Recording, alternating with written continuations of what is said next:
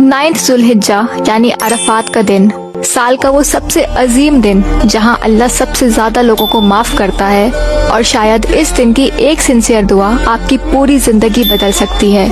ये वो दिन है जहां लाखों लोग माउंट अरफा के ऊपर खड़े होकर अल्लाह से दुआ करते हैं, अपने गुनाहों की माफी मांगते हैं, रोते हैं और अल्लाह की रहमत का इंतजार करते हैं। रिवायत में आता है कि अल्लाह इस दिन सबसे ज्यादा लोगों को जहन्नम से आजाद करता है, और अगर आप हज पर नहीं हैं तो इस दिन का रोजा रखना सुन्नत है। अल्लाह के नबी सल्लल्लाहु अलैहि वसल्लम ने फरमाया कि अरफा के रोजे के बारे में मुझे अल्लाह से उम्मीद है कि वो पिछले और अगले साल के सारे गुनाह माफ कर देगा।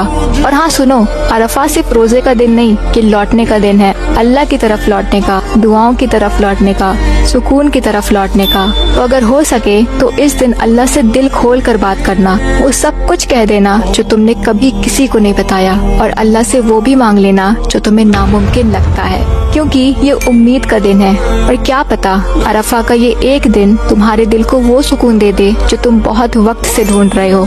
नेक्स्ट वीडियो में हम ये बात करेंगे कि अरफा के दिन एग्जैक्टली क्या करना चाहिए ताकि आप इस दिन को वेस्ट ना करो। सो फॉलो करें और इसको किसी भी एक फ्रेंड के साथ में शेयर करो एज अ सदका ए जारिया।